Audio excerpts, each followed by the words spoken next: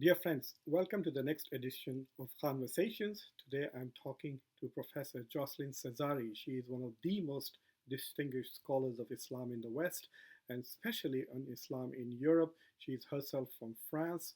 She is at the moment a professor at Georgetown University, and she has many, many distinctions. And I'm going to actually look at her CV to share them with you. She holds the chair of religion and politics and is director of research at the Edward Cadbury Center for the Public Understanding of Religion at the University of Birmingham in UK. She is a fellow at the Berkeley Center at Georgetown University. She's president of the European Academy of Religion. She's a distinguished scholar at the religion section of the International Studies Association. She won that award in 2020. She's a distinguished fellow of the Carnegie Council for Ethics and International Affairs and the Royal Society for Arts in the United Kingdom. She is a professorial fellow at Australian Catholic University's Institute for Religion, Politics and Society. She has a new book that is coming out from Cambridge University Press called We God's Nations, Political Christianity, Islam and Hinduism in the World of Nations. So she has done tremendous work on religion in politics, religion in international affairs, and she keeps a very close eye on the developments of Islam in Europe. So today we are going to talk to her about the situation in France with regards to Muslims. Every now and then we have this French episode of identity crisis where it appears that uh, the French public and the French government suddenly awakens to the threat that its religious minority, the Muslim minority, presents to the fragile secular and Republic of France. At sometimes the French Republic is threatened existentially by a piece of cloth on a woman's head, and at another time the French Republic is threatened by a Muslim's reverence of his or her prophet. We have seen some difficult moments in the French public sphere in the past few weeks. The President Macron calling for essentially reforming Islam and creating an enlightened Islam, which will prevent Muslims from seeking so-called separatism. And then we know the sad and tragic and horrible murder of Samuel Paty, who was trying to teach freedom of expression by using uh, cartoons from Prophet Muhammad that were published by Charlie Hebdo a few years ago in his class, and then subsequent attacks in Nice.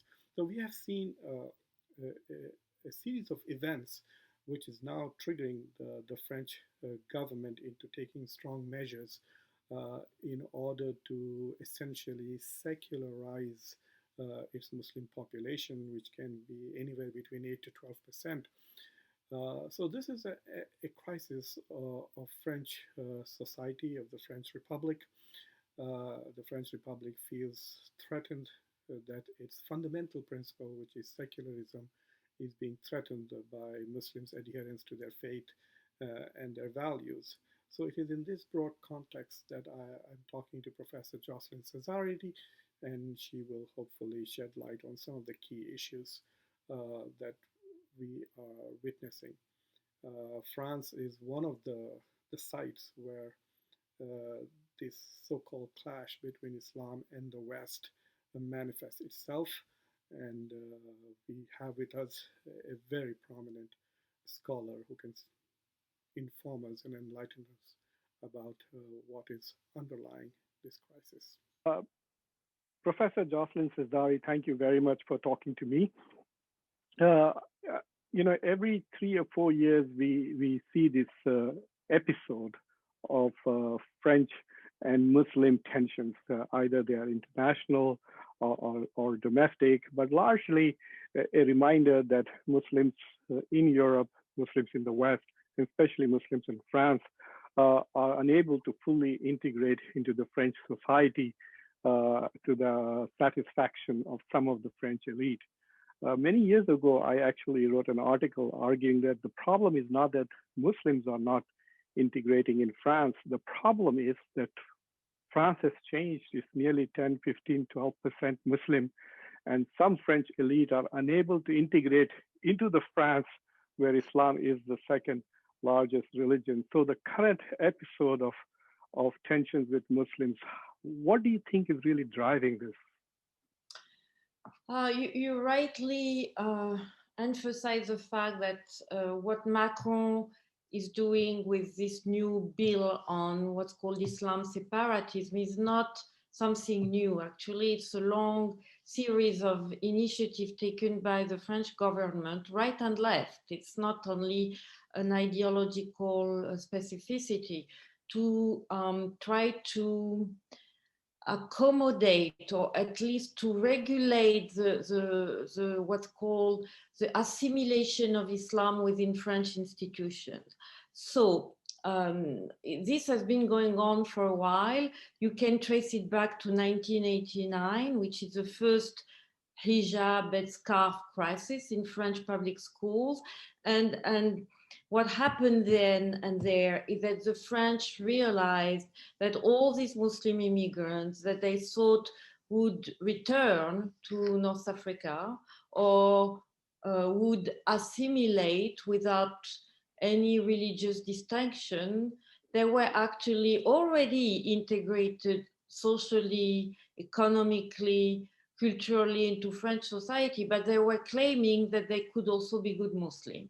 And this narrative is at the opposite, or the opposite of what the French public culture is about. And I think this is the first important thing to keep in mind here. The issue with Islam is not only Islam as such, and we can maybe go later about, looking more at Muslims and their behaviors. But the first instance is that the French laicity, as you mentioned it, is a very strict secular culture based on, I would say, what I call an inhuman on understanding of religion that puts it either in the home or in the place of worship. So the French have this ideal vision of a public space where no religious signs is really necessary. And But you know, if but you express that, you are not seen as a good citizen.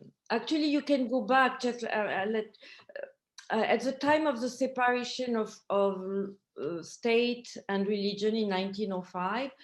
You have a lots of accounts of the nuns, and the nuns are veiled.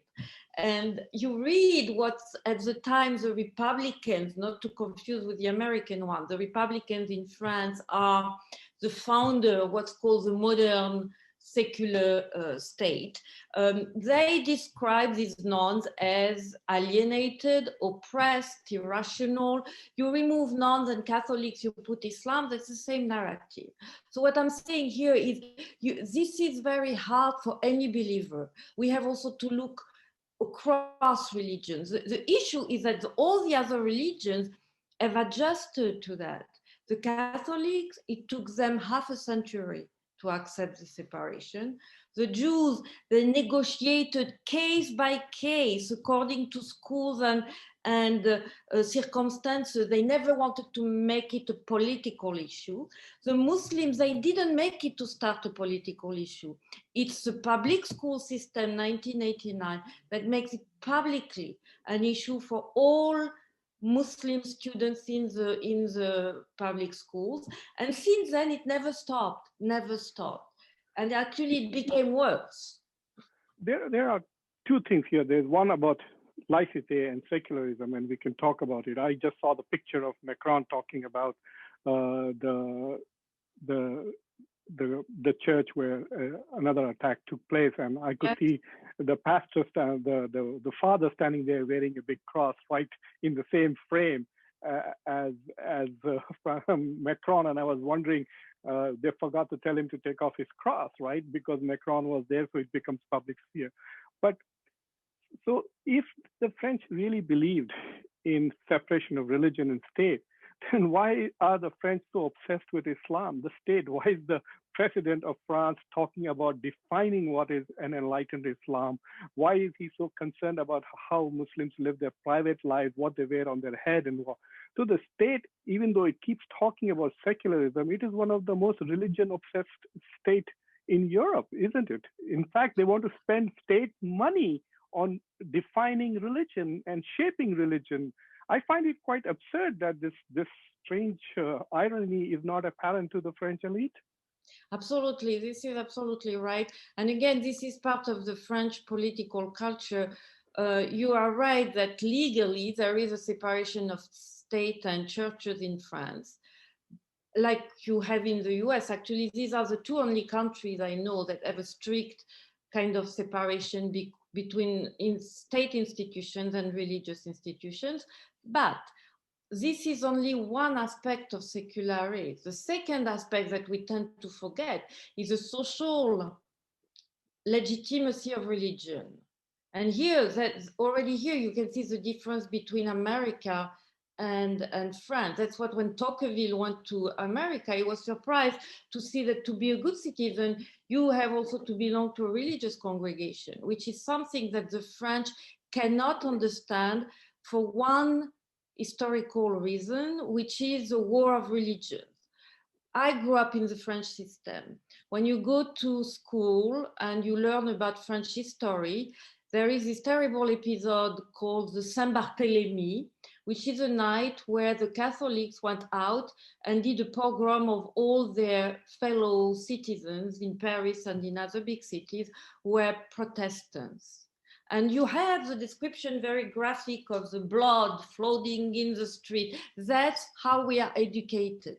Religion, when the state doesn't control it, is trouble.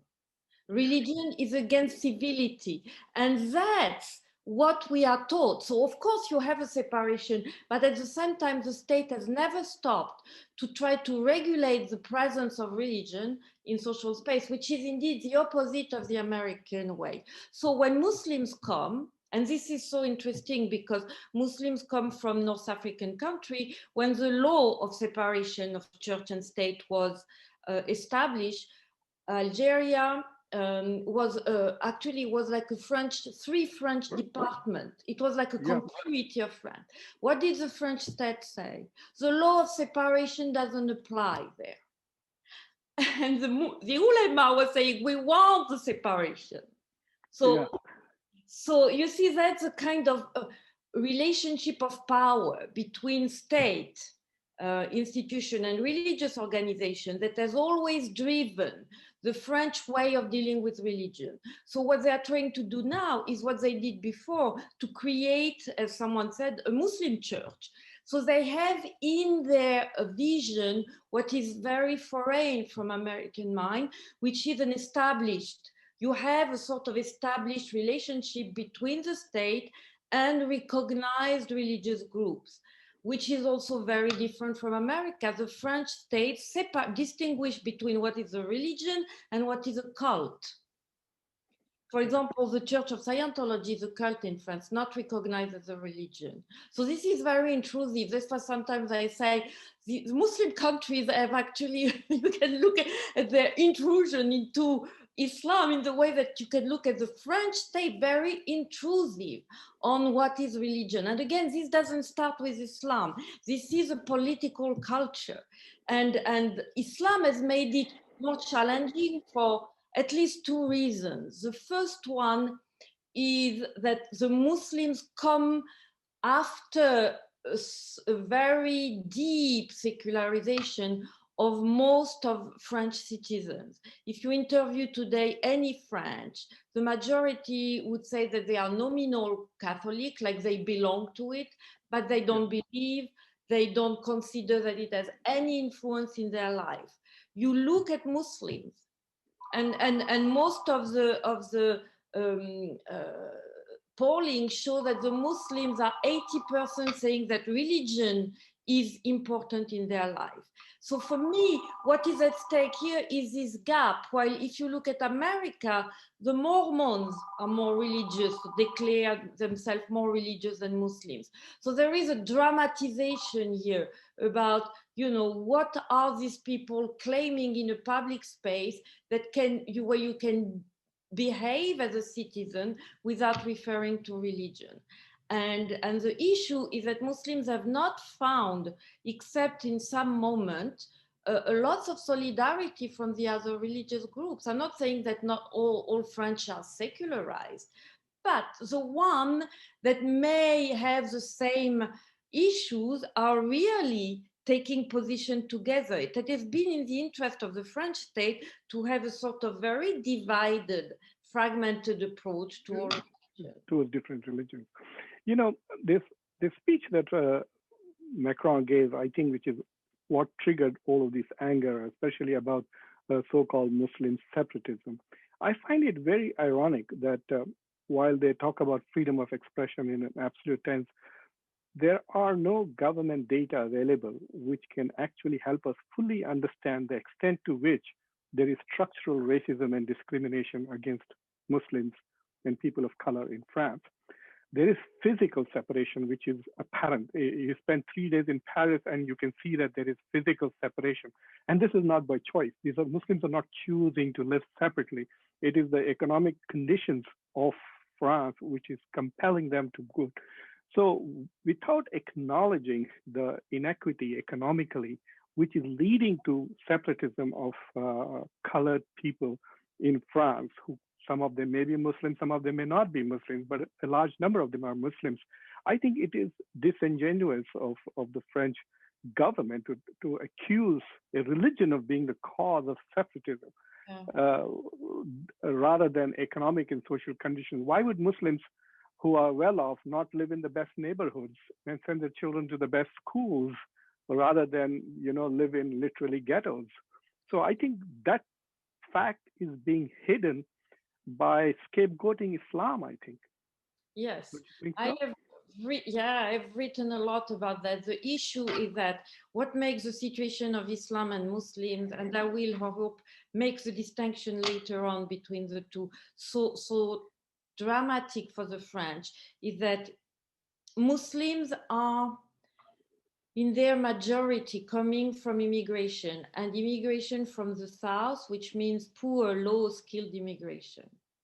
So that's the first issue. When people talk about immigration in France, and I would say more broadly in Europe, actually they talk about Muslims, which is not the case in America, where the issue of immigration and the issue of Islam are separated.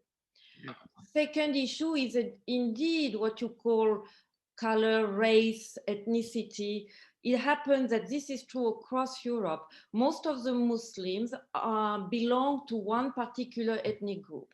In the UK, it's the people from the Indian subcontinent. In France, it's the people from North Africa. And it happens that they are visible in the interactions, and even if a young man is very secular, go to a discotheque or drink alcohol, is going to be seen. In the 80s, he was an immigrant, then he became an Arab, now he's a Muslim, even if he doesn't believe. So that's the second issue that usually is called the multicultural issue. The Europeans do not make any difference between the two, while it's an important distinction, because I also know lots of young people grew up in I don't know, indigenous French family who converted to Islam, and they have more leeway in a lots of social interaction unless they become very obviously observant, like having a beer or a then they get into problem. So this is the second issue. The third issue, you mentioned it, is the residential segregation, meaning related to urban policies, related to the immigration policy. You have enclaves of people who tend to be from one particular religion, one particular region, and one particular socioeconomic class. And so all this together make the question of Islam even more acute, and people do not make difference between the three, and now the most, I would say, religious dimension of it. And we have, actually, there are surveys that show that if you have an Arab patronym, if you belong to some areas in the big cities, you do not you are not treated equally as a citizen in job application, in any kind of interaction with people. We have actually statistics that show also that since 9/11, the state discrimination against religion has been intensified. And on top of the group that is very discriminated is Islam. And the discrimination is at two levels: the governmental discrimination. I have particularly studied that. You cannot imagine the level of control, denial of religious freedom that the French administration can go to avoid, for example, young students in public school to have alternative meals if they don't want to eat pork, to make problem of women who wear the hijab to get into a city hall to be a witness to their daughter wedding. That's the kind of thing that the Muslims are going on through every day. So, and this is not done by the citizens. This is done by the government, by the administration. And of course, you have also the discrimination on a daily basis from the moment you step out of your house as a Muslim, even if you are very secular, you're going to be questioned, especially if you look Muslim or if you dress like a Muslim, you're going to be questioned and challenged. I remember one interview I had with a young man, who was an observant man, and he said, you know what I'm going to do? That I have a work function, and they bought pizza, and on my pizza there were pepperoni. What do I do? If I remove the pepperoni, if I say, no, I don't need it, they're going to say I'm not a good colleague. You know, this kind of pressure on the daily level, that's what makes Muslim very, very fragile. And that's why also they have grown up in this idea that there is a problem with Islam on the French side. So it does also trigger more intolerance among the Muslims themselves. And when you have this experience connecting with the narrative of radical groups that I have read Dabik, and it's interesting, the ISIS magazine, it's in Arabic, in English, and in French. The French is not about religion. It's about you are persecuted by the French state that wants to take your soul as a Muslim. It is not about politics. It's about you are ontologically threatened. So when you do not have an education in Islam, when you are a young convert, oh, this rings a bell. And that's the problem. I'm not saying that all Muslims are becoming radical, far from it. But the moment some of them encounter these narratives that give sense to their daily interaction, they are very vulnerable. You know, the first conference that I attended in Paris on Islam, I was so upset by the menu that I actually I was having tea with the president of the organization that hosted it, and when the tea came, I asked if there was pork in the tea. You know, so I was so irritated by the menu. Imagine that this is every day. Yeah, and by third day I was sick. You know, I was going out of the restaurant, and you know, on the stage you can buy. I was eating from Arab carts food, and then coming back into the five-star hotel to listen and give talk because the food was neither halal but also a lot of pork. I want to ask this question about the public schools, which are, I think, like the battlegrounds now between the state and Islam. I mean, the assumption is that these public schools are going to produce the citizens of a secular French republic. But this guy, Abdullah, this Anzarov from Chechen, he's a product of the French public schools. The other two guys who went and shot up, the brothers who shot up Charlie Hebdo in 2015, they are also products. And many of the products of these same public schools, what nearly 1,500 volunteers for ISIS from France. So there Yes. was this tremendous radical. It is this radicalization. If you look at these people, they're not very religious. You know, their whole life is indication of how far they are from Islam. I mean, they live their life like a secular French person, and yet they suddenly get radicalized. Why isn't there a critical question as what are we doing to these people in our public schools that is radicalizing them? I think the question should be about the French public schools as Yeah. a radicalizing institution rather than Islam. Yeah, because again, there are two levels to your remark. The first one is indeed that the public schools in France have become a site of contestation and tension. And again, you can trace it back to 1989. Since then, the situation has gone worse and worse in the sense that what used to be possible to accommodate cannot be accommodated anymore. It's not only the headscarf, it's also the length of your skirt, in the sense that if you have a too long skirt, you can be seen as maybe an extremist or inclined to extremism. I remember this was in Switzerland, but this is the secular mind. The teacher standing in front of the door of the classroom and asking the students to shake hand with her, because if someone refused to shake hands, it means he may be an extremist. So you see how we have moved from, is it legitimate? And this is a question we have also in America. What is the negotiation boundaries of religious signs in the public space and so on, to a question that has been, as I said, securitized in the sense that Islam is seen now as a threat to the security, safety of the people. And religious signs or observance are automatically translated into signs of political extremism. And this is an issue too, because in America we have tons of conservative people, not liberal people when it comes to their practice. Nobody would think that they can be politically radical, although some can be, but this is not a natural connection. While in France it is now, and that's what has gone wrong in the public system. The other thing, and you're absolutely right, all the surveys show that all the radicalized Muslims are actually people who come from very secular background, who didn't get lots of religious education. That's why you have a lots of converts actually in the foreign fighters who went to ISIS. And so that's what I keep saying, and this is so not well received in the French context.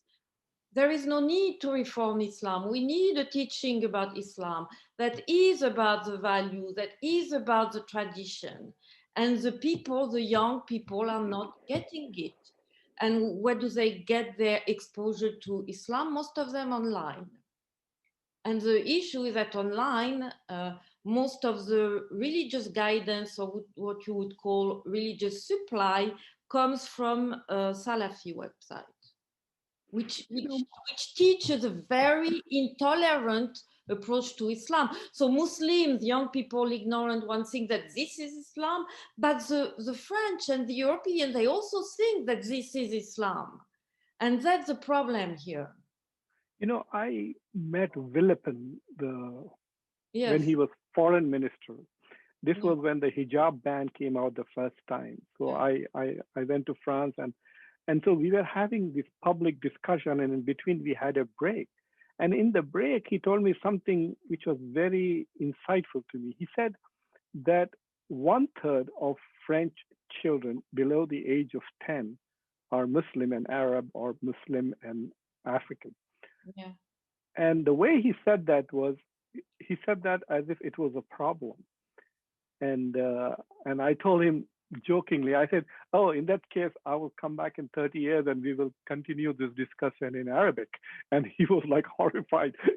I could see that this is the fear, right? What we Yeah. call in the US as the white panic, that the fertility rates of French women is so low. The fertility rates of Muslim women is actually one child extra. So there is exponential Muslim population growth. Now with immigration, further Muslims coming in, so France is going to lose its so-called French identity in the future. I mean, 50 years, 100 years from now, we won't be able to tell Tunisia from France. They will look the same. The language may be the same.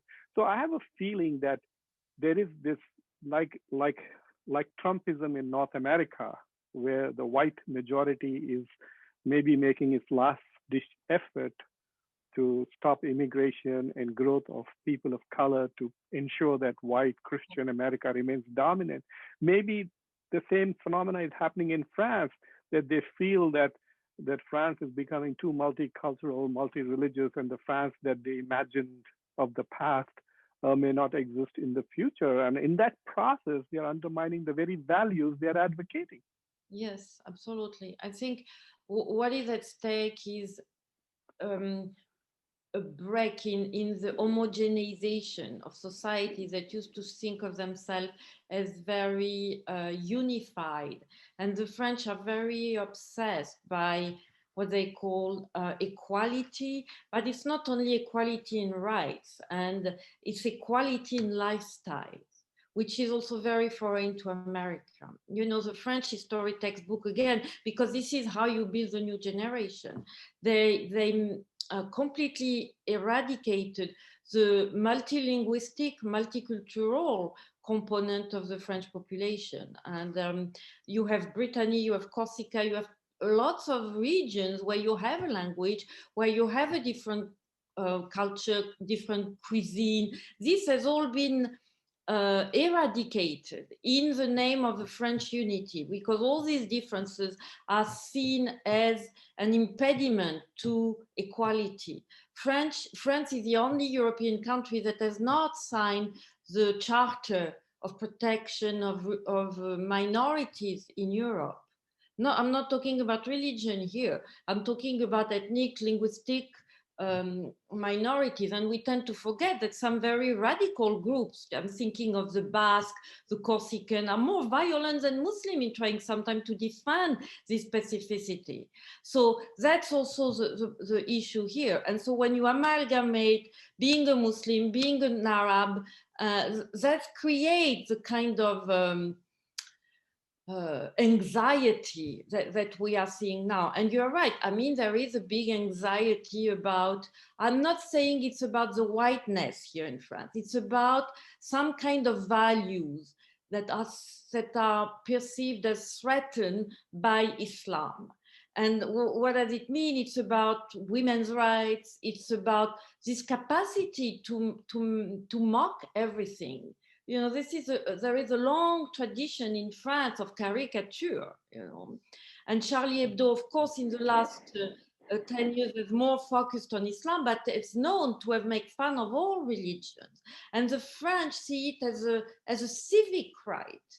And so when people contest it in the name of freedom of religion, when they have learned that religion actually can be managed in the private space, they do not understand it. I remember having in France, because before I moved to the US, lots of discussion with some of my colleagues in the French secular public school system.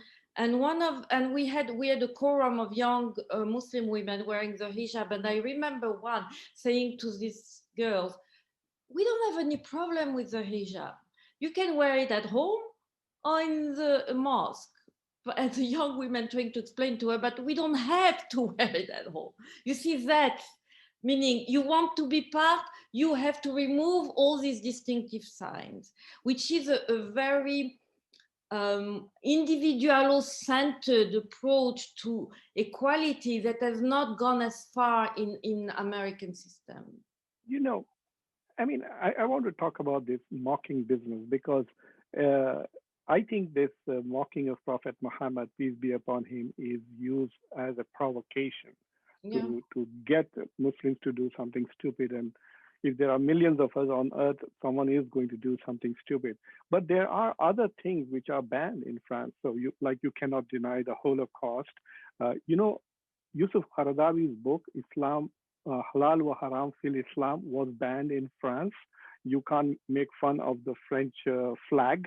So much for mocking culture. And now you can't even make, I mean, the way Macron has reacted to the mockery of his by the Turks, it is apparent that that the only way the French are going to prove that they believe in what we call as freedom of expression is by mocking Islam.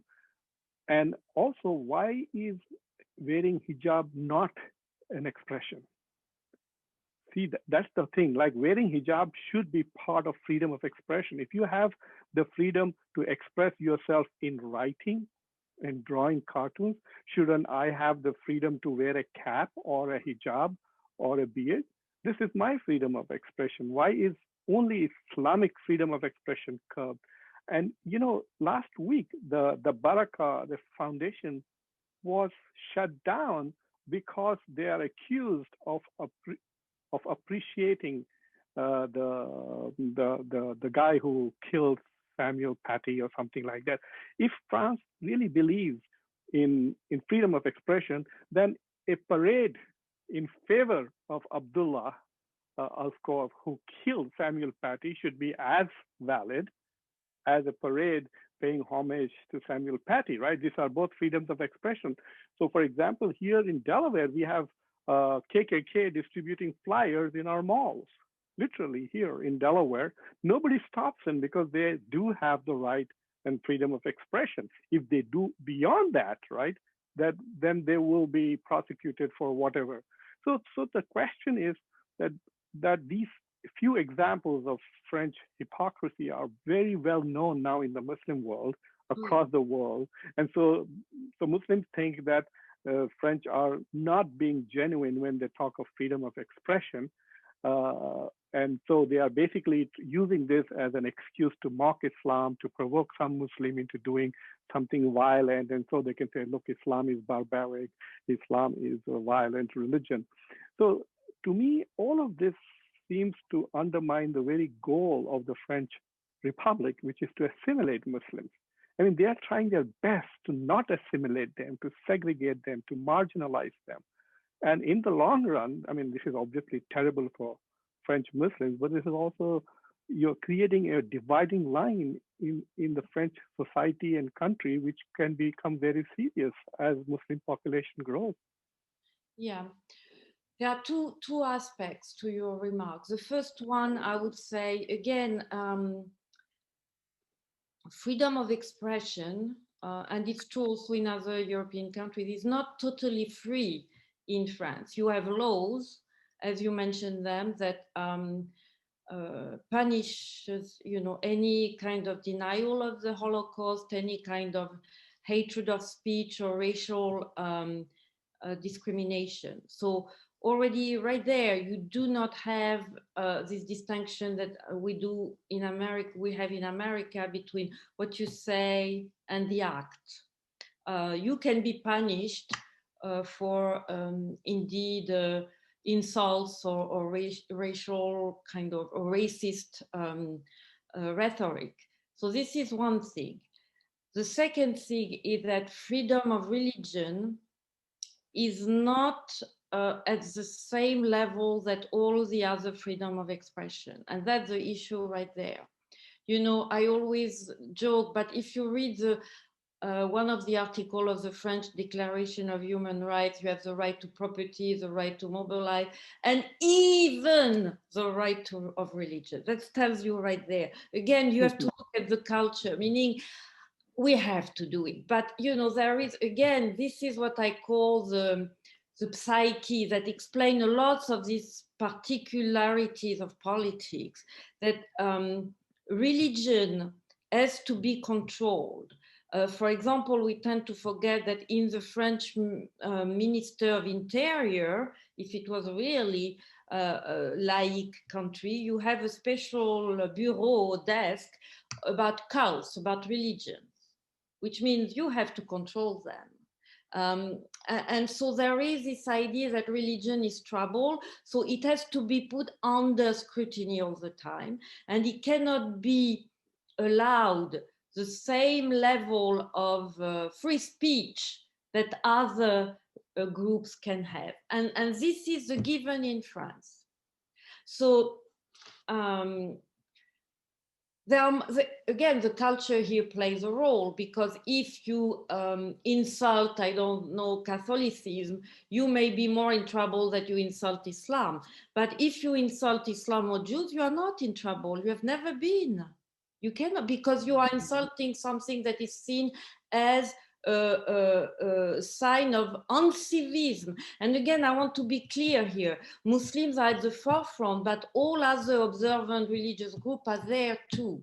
And I think that's part of the mistake here done by the French institution and by religious groups. If this debate doesn't become a debate on what is possible as a religious citizen to do in public space, I'm very concerned about this continuous tension and focus on Islam. If you look at the act of anti-Semitism, they are higher in France than in any other country. And it's not because young Muslims are attacking Jews. That's, that's another kind of rhetoric, like that's happening because we are not concerned. Actually, there are more anti-Semitic acts than there are anti-Arab acts, as reported. The rest I cannot judge about. That's a reality. That's a French reality. So this is the first level. The question that we can say whatever we want, but religious groups have to behave in the public space. And as I always say, the French, they like the religious when they are not religious, meaning that they are nominally religious. They like Muslim when they can interact with them with a good glass of wine in their hands and a ham sandwich in one hand, in the other hand. That's the way. And this is very heavy for young people, even when they are not radical. It is an issue. And again, having lived with this group population, the hardship is there. And so I'm not even, most of people live with it every day. That's why when I'm sorry, Meg, that is a big contention I have with lots of Muslim organizations in America. American Muslim cannot even fathom the degree of persecution of Islam in France. It starts before 9/11, it has increased after 9/11, and again, you have the governmental and the social discrimination. This is heavy on people. I mean, some other people would, it's very difficult. And I keep saying to Muslim leaders in France, you have to address this as a question of religion. The necessity is to create religious alliance against that. It is such an irony that, in my brain, I have this imaginary two-way highway from the Middle East to Europe. And as a result of all the crisis in the Middle East, you see millions of refugees migrating towards the West, towards Europe in search of a life. And then you have this bunch of people migrating in the opposite direction to literally die, to fight the West, if it's possible. So that irony exists. What is apparent is that whatever Muslims were looking for in Europe, freedom of religion, economic benefits, etc., I think they have not found. I mean, it appears that the Western or the European dream of Muslims is not coming true. I want to ask you one more question about this ban against France, the boycott of France. I have this feeling that it's probably going to hurt the French Muslims more than anybody else. This global ban, like for example, if I was exporting cheese and as a result of this boycott, I had to fire people, I would probably fire Muslims first who were working for me. So I don't understand. What do you think? Does it have any impact on the French society? This fear that there will be a backlash from the Muslim world? Right now, because the emotions are running high, it has not come to the fore, honestly. And there is a sort of, that's what I call this vicious circle of intolerance feeding intolerance, and so there is what nice this idea, we're going to stand on our principles. And the boycott has not been presented in the media as something that is so threatening, honestly. What is worrisome to me is that it's going to be, it was already difficult to be a Muslim on a daily basis. It's going to become even more difficult. The question of reforming Islam is a wrong question. There is no need to reform Islam. Actually, the most radicalized forms of Islam that are feeding all this violence on the side of Muslims are the issue of the reform. I am one of the few who keep saying we have to go back to traditional Islam, Sufi Islam. That's Yeah. what Islam is about. Yes, I agree with you. This I is know. deforming Islam, not reforming Islam. Exactly. I mean, there is, I keep saying the most inclusive of the three monotheists by history is Islam. There is a built-in pluralism in Islam that has disappeared under different processes. But the issue is, why do we keep, and that's an issue also not only for the Western powers, but also for Muslims themselves, the issue of this particular interpretation that is an intolerant one, coming from the Wahhabi Salafi, that has become global, and that is feeding now also the jihadi movement. I usually say most of the Salafi are not jihadi. That's given. But all the jihadi we know are Salafi, and that's the problem here. And so there is a need in educating about Islam that should be a priority, even by the so-called civic institution in France. It's not about eradicating Islam. The more we repress, the more we feed the intolerant and radical positions.